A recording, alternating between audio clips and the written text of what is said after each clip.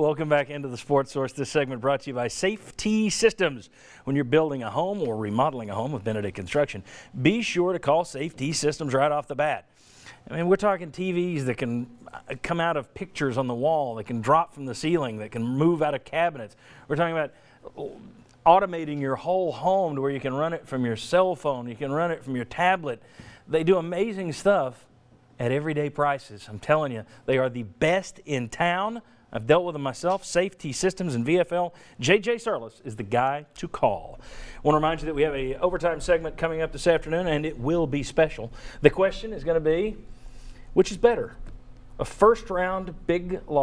first-round loss in the NCAA tournament, or making it all the way to Madison Square Garden in the NIT? A big, embarrassing first-round loss in the NCAA tournament, or making it to the Final Four of the NIT. We'll discuss that on Overtime. That's at sportsource.tv. Later this afternoon, follow me on Twitter, and I'll tell you when it is posted. Speaking of Twitter, this is time for our usual fast finish. We always do this. Tom Fornelli of CBS Sports said Vol fans were the angriest that he dealt with this year. He dared to say before the season that Tennessee was overrated as a top 10 pick. Okay, here's what he wrote. Tennessee fans, that crazy creamsicle-colored community, lit my rear up for it. My Twitter mentions were set ablaze, and let's just say that while some of the Vol fans yelling at me were doing so in a humorous fashion, many more weren't as kind as Clemson fans. It was insane. I remember one fan who actually threatened to get me fired through another Tennessee fan as he warned me that the Tennessee fan base was very powerful and had ended careers before. Whose career, I don't know, but I'm still here. Once again, hashtag Vol Twitter. Speaking of Twitter, Beverly Davenport, the new chancellor, it was her first day. I've been at first day. You're trying to find where the bathroom is. You're trying to remember names. She tries to reach out to people, and she says, I will give my all to Tennessee today and always. Oh, people got mad because you're supposed to say, I will give my all for Tennessee. But what's interesting, over on the right, I know you can't read it, but all the responses she got, and this is like 10 straight, were, yeah, hire David Blackburn. Every one of them. It was amazing. The responses were all, yeah, you messed it up. Now hire David Blackburn. That's all these tweets in a row, David Blackburn. And then finally, I thought this was interesting. Bill Parcells has 4 rules for drafting an NFL quarterback. Has to be, and let's come out to me here before you've now seen it, but let's come back to me and hopefully we can get back to that. And if I messed you up, don't worry about it. Bill Parcells has 4 rules for drafting an NFL quarterback. Has to be a senior, so no underclassman. Has to have been a 3-year starter, so a guy who's done it. Has to be a graduate or on pace to graduate, so he's sharp. Has to have won 23 games. I don't know why that's the magic number, but it is. Don't know if we can get back to that or not. Hey, there it is. Molly's all over it. Now, those are your top 10, in a lot of boards, they're your top 10 quarterbacks and how they did on his test. No. But Josh Dobbs is a yes. Josh Dobbs is a yes on the Bill Parcells system in terms of drafting quarterbacks.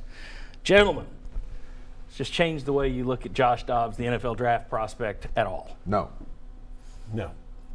You're talking about a Hall of Fame coach and GM and Bill Parcells. It's his test. It's outdated. There's definitely some validity to that because you look at successful NFL quarterbacks, their experience. I mean, this talk about Mitch Trubisky, who just started in North Carolina this year, is insane. However, there are younger quarterbacks that are going junior college and then starting their final year that are going to the NFL. So it's a little bit more past time than it is current, I think. Okay. Doesn't change your thought, doesn't change yours, or does it? No, but I had a pretty good opinion of Josh Dobbs to start with. Mike Griffin? Likewise. I don't put a lot of weight in it. I think it's kind of neat, though. Yeah. If you're Josh Dobbs, I think you're touting it when you're in the meeting room. Have you seen the Parcells test? But he doesn't draft Tom Brady.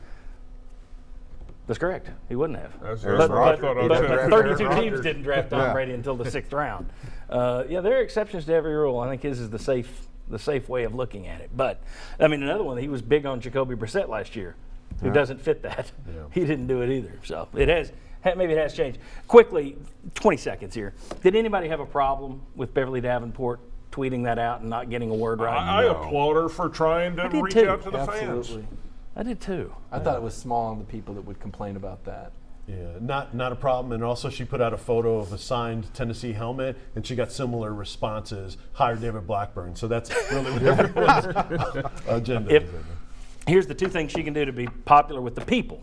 It might not be popular with the Electoral College, the people who are paying her, but being popular with the people.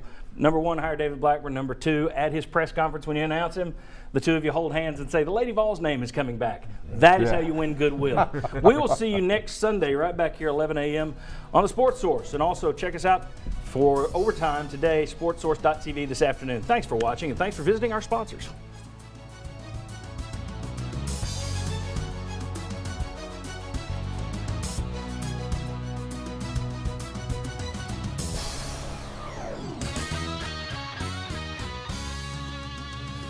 The Sports Source is brought to you by Fast Frame. Shadow boxes come with a lifetime guarantee.